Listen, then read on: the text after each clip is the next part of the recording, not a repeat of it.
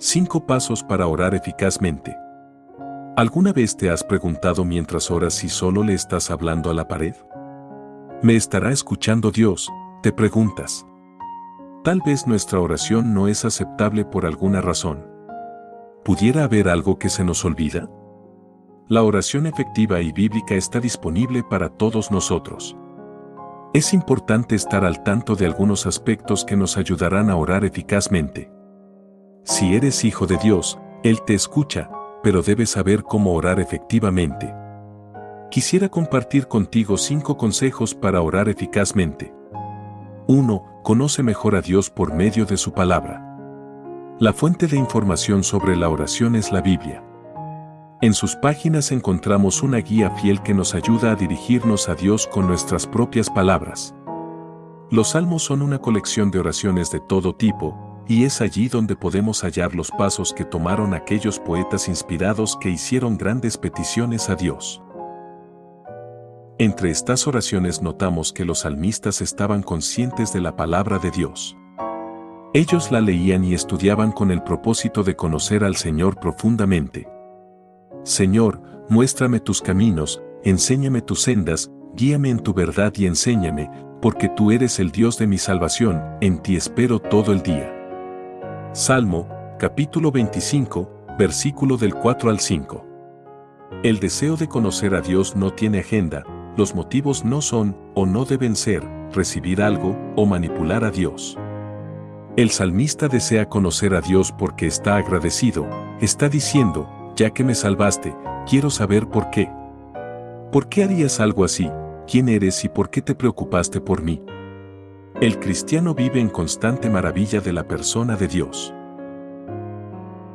Su gracia y bondad surgen de una naturaleza que buscamos entender para apreciarla con toda la capacidad humana que tenemos. Cuando veo tus cielos, obra de tus dedos, la luna y las estrellas que tú has establecido, digo, ¿qué es el hombre para que te acuerdes de él, y el hijo del hombre para que lo cuides?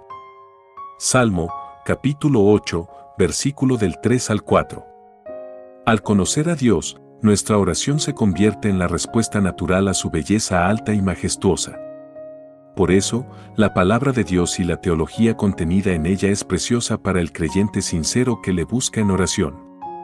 2. Deja que tu corazón crezca en amor por Dios. Junto con conocer más a Dios viene el crecimiento de nuestros afectos por los finos atributos de Dios. Al oír de sus proezas, su carácter y sus obras milagrosas, nuestras emociones se desatan con amor a Dios.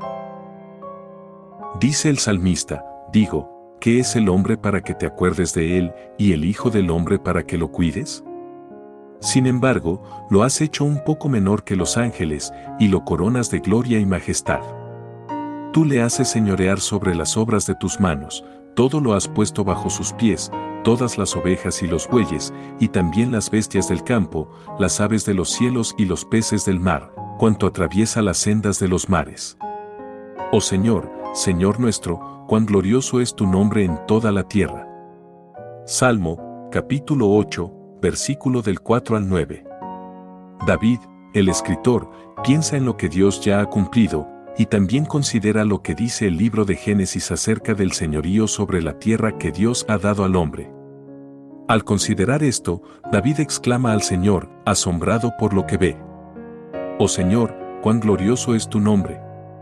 Claramente, David se impresionó al estudiar la palabra, tanto que tuvo que componer un poema, que a la vez es una oración de adoración. Cientos de ejemplos existen en la palabra de personajes exclamando apasionadamente su emoción al ver lo que Dios ha hecho. Aleluya. Alaben a Dios en su santuario, alábenlo en su majestuoso firmamento, alaben a Dios por sus hechos poderosos, alábenlo según la excelencia de su grandeza.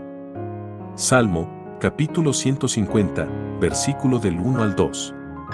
3. Alaba a Dios con gratitud en todo tiempo.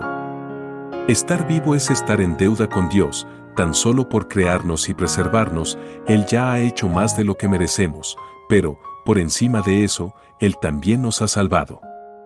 Y eso es totalmente inmerecido. Porque mientras aún éramos débiles, a su tiempo Cristo murió por los impíos. Porque difícilmente habrá alguien que muera por un justo, aunque tal vez alguno se atreva a morir por el bueno. Pero Dios demuestra su amor para con nosotros en que siendo aún pecadores, Cristo murió por nosotros. Romanos, capítulo 5, versículo del 6 al 8. Nada en nosotros provocó que Dios nos diera su salvación, no fue nuestra fe, siendo aún pecadores, no fue nuestra bondad, obediencia, sencillez, gentileza, o lo que sea. Dios nos salvó según su voluntad, y por esto, el cristiano debe vivir agradecido. 4. Lamentate ante Dios cuando vengan los tiempos malos. Solo porque eres fiel a estos pasos no significa que nunca vendrá el sufrimiento. La verdad es que para el cristiano auténtico, el sufrimiento está casi garantizado. Es para su corrección que sufren. Dios los trata como a hijos, porque ¿qué hijo hay a quien su padre no discipline? Hebreos, capítulo 12, versículo 7. Dios usa el sufrimiento así como el escultor usa el martillo y cincel. La vida sin sufrimiento produce un ser humano inmaduro. Entonces, nuestras oraciones durante estos tiempos malos deben ser apropiadas. No hay un solo supersanto que pueda soportar tales tiempos sin que se sienta abandonado. La palabra de Dios anticipa esto, y Él se encargó de inspirar palabras que expresan el sentir en estos momentos. Oh Señor, escucha mi oración, y llegue a ti mi clamor, no escondas de mí tu rostro en el día de mi angustia, inclina hacia mí tu oído, el día en que te invoco, respóndeme pronto. Porque mis días han sido consumidos en humo, y como brasero han sido quemados mis huesos. Salmo, capítulo 102, versículo del 1 al 3. 5. Acude a la salvación provista por Jesús.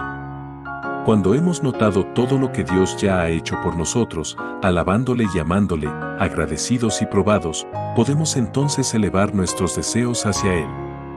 Pero estos deseos no son de uno que busca riquezas o lujos en este mundo, el corazón del que ora eficazmente es un corazón que desea lo que Dios desea. Aun Jesús, la noche que fue entregado, le pidió al Padre. Entonces les dijo, mi alma está muy afligida, hasta el punto de la muerte, quédense aquí y velen junto a mí.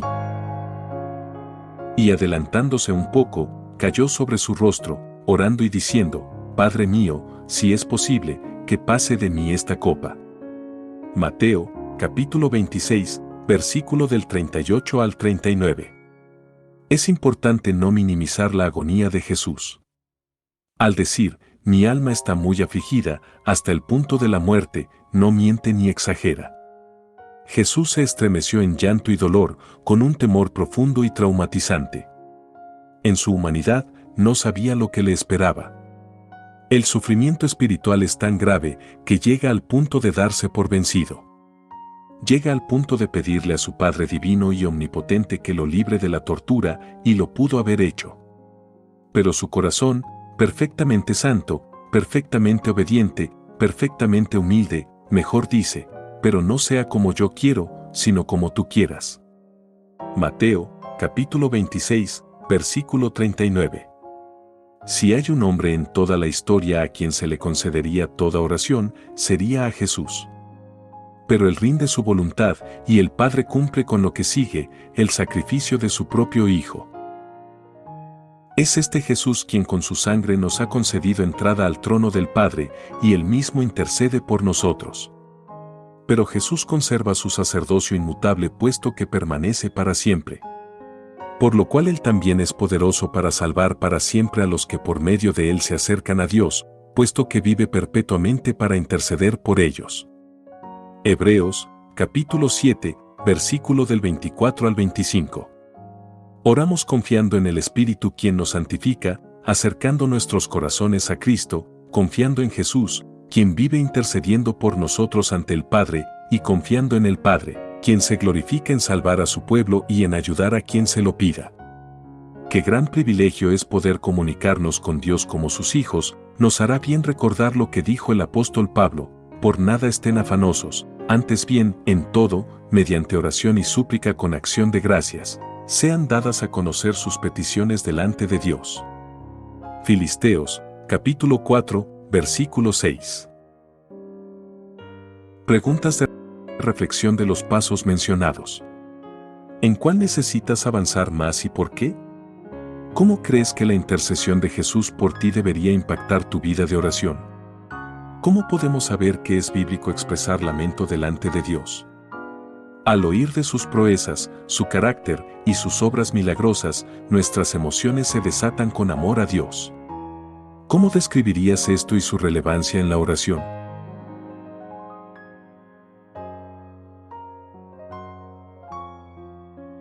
Muchas gracias por ver nuestro video. Sería de mucha ayuda que nos apoyaras suscribiéndote a nuestro canal, regalándonos un me gusta y activando la campanita para que te enteres cada vez que publiquemos un nuevo video. Con esto nos ayudas a seguir creciendo y así poder traer más contenido como este.